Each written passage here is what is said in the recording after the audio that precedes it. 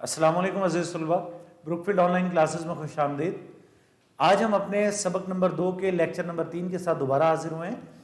تو ہم سبق کو جاری رکھیں گے۔ پیراگراف ہم پڑھ رہے تو اس کی 5ویں لائن سے 4تھی لائن سے ہم شروع کریں گے۔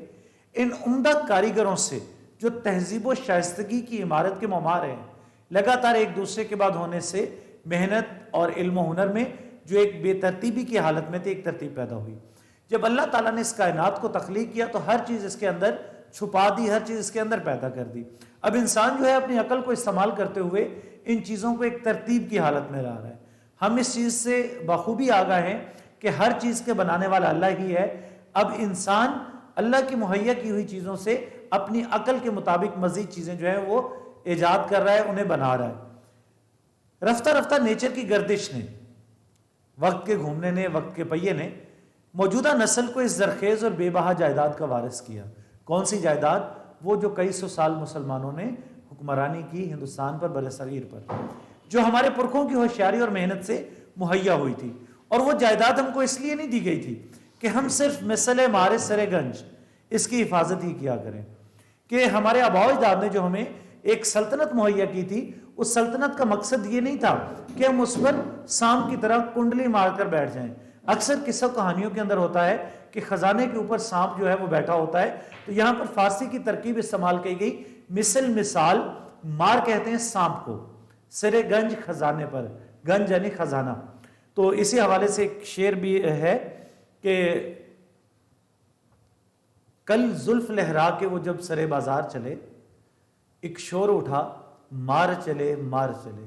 تو یہاں پر مار سے مراد سانپ لیا گیا ہے۔ یہ اس لیے میں آپ کو یہ بتا رہا ہوں کہ اگلا لیکچر جو ہے ہمارا تشبیہ اور استعارے کا ہے، اس میں ہمیں یہ مثال بھی دکھائی دے گی۔ بلکہ ہم کو اس لیے دی گئی کہ اس کو ترقی دیں اور ترقی یافتہ حالت میں آئندہ نسلوں کے لیے چھوڑ جائیں۔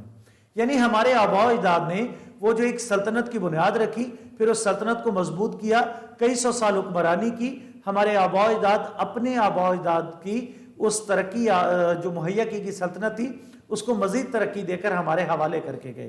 لیکن ہم نے کیا کیا؟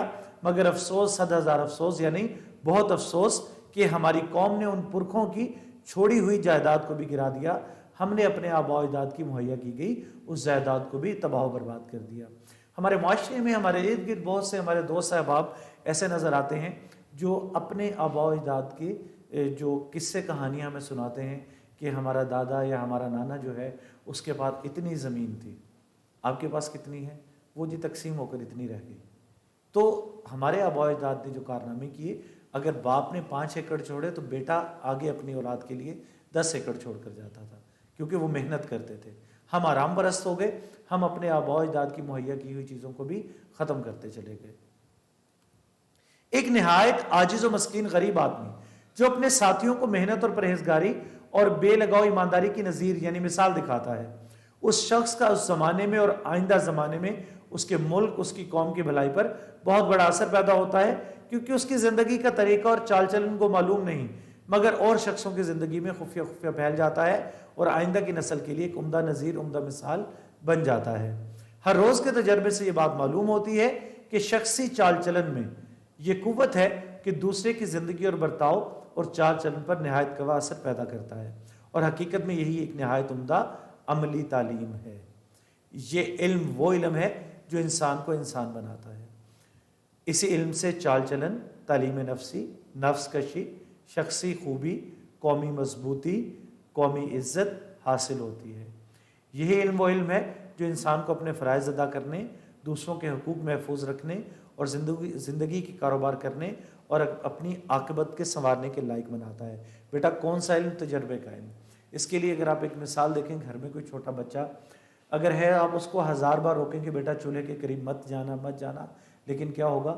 وہ چولہے کے قریب ضرور جائے گا اور ایک بار اپنا ہاتھ جلائے گا، پھر اس کو نصیحت ہوگی کہ ایسا نہیں کرنا۔ تو سر سید یہ کہہ رہے ہیں کہ دنیا کی تاریخ کا مطالعہ کرو، دنیا کے تجربوں سے یہ جو سبق حاصل کرو کہ کوئی بھی قوم کبھی بھی ترقی یافتہ نہیں ہوئی جو دوسروں پر انحصار کرتی ہے، اور وہ قوم تباہ و برباد ہو جاتی ہے جو دوسری قوموں پر انحصار کرتی ہے۔ اس تعلیم کو آدمی صرف کتابوں سے نہیں سیکھ سکتا، اور نہ یہ تعلیم کسی درجے کی علمی تحصیل یعنی ڈگری سے حاصل ہوتی ہے۔ مشاہدہ یعنی تجربہ آدمی کی زندگی کو درست اور اس کے علم کو بعمل یعنی اس کے برتاؤ میں کر دیتا ہے۔ علم کی بنسبت عمل اور سوانح عمری زندگی کے حالات و واقعات کی بنسبت عمدہ چال چلن آدمی کو زیادہ تر معزز اور قابل ادب بناتا ہے۔ یعنی جب آپ صرف علم حاصل کریں اور اس پر عمل نہ کریں، ایسے علم کا کوئی فائدہ نہیں ہے۔ علم وہی بہتر ہے جس کے اوپر آپ عمل بھی کریں۔ مقالات سر سید جلد پنجم۔ تو بیٹا ہم آئے کہ سبق کے مرکزی نقطے کی جانب۔ سر سید جو ہیں وہ قوم کے رہنما تھے، انہوں نے ہندوستان کی ترقی کے لیے آواز بلند کی۔ وہ ہندو اور مسلمان دونوں قوموں کے خیر خواہ تھے، لیکن جب انہوں نے دیکھا کہ ہندو کسی بھی طرح مسلمانوں کو ترقی کرتا نہیں دیکھ سکتے تو انہوں نے صرف مسلمانوں کی ترقی اور بہبود کے لیے کام شروع کیا۔ سر سید دل سے چاہتے تھے کہ مسلمان ترقی کر کے دوسری قوموں کے شانہ بشانہ چل سکیں۔ سر سید نے مسلمانوں کی ترقی کے لیے قلم کا سہارا لیا اور بے شمار مضامین لکھے۔ اپنی مدد آپ بھی انہیں مضامین میں سے ایک مضمون ہے۔ اس مضمون میں عام دلائل کے ساتھ ساتھ سر سید نے قرآن کریم کی اس آیت کا حوالہ بھی دیا جس کا مفہوم ہے خدا ان کی مدد کرتا ہے جو آپ اپنی مدد کرتے ہیں۔ دنیا کی مختلف قوموں کے عروج و زوال پر نظر دوڑائیں تو معلوم ہوگا کہ صرف ان قوموں نے ترقی پائی جو اپنی مدد آپ کے اصول پر عمل پیرا رہی۔ جن قوموں نے اس اصول پر عمل نہیں کیا وہ ذلیل و رسوا ہو گئی۔ یہ مضمون ایک ایسی حقیقت ہے جس پر قوموں کی ترقی کا دار و مدار ہے۔ سر سید کا انداز تحریر ناصحانہ اور تحریر میں سادگی ہے۔ بقول احمد سرور، سر سید نے کام کی زبان میں کام کی باتیں لکھنا سکھائیں۔ جی تو بیٹا آپ تشریح کے لیے حوالہ جات دیکھیں گے۔ آیت مبارکہ کا مفہوم ہے اللہ تعالیٰ اس قوم کی حالت نہیں بدلتا جب تک وہ اپنے دل و دماغ میں انقلاب پیدا نہ کریں۔ اسی طرح مولانا ظفر علی خان کا شعر ہے، خدا نے آج تک اس قوم کی حالت نہیں بدلی، نہ ہو جس کو خیال آپ اپنی حالت کے بدلنے کا۔ قرآن کریم میں ارشاد ہوتا ہے انسان کے لیے وہی کچھ ہے جس کی اس نے کوشش کی۔ اسی طرح ایک مشہور ضرب المثل ہے ہمت مرداں مدد خدا۔ ارشاد نبوی ہے القاسب و حبیب اللہ، محنت کرنے والا اللہ کا دوست ہے۔ ہمارے قومی شاعر علامہ اقبال اسی حوالے سے کہتے ہیں افراد کے ہاتھوں میں ہے اقوام کی تقدیر، ہر فرد ہے ملت کے مقدر کا ستارہ۔ دانا کا قول ہے جو وقت کو برباد کرتا ہے وقت اسے برباد کر دیتا ہے۔ اسی طرح بیٹا ایک حدیث مبارکہ کا مفہوم ہے جس طرح کے عوام ہوں گے ان پر اسی طرح کے حکمران مسلط کیے جائیں گے۔ تو عزیز طلبہ یہ تھا ہمارا سبق نمبر 2۔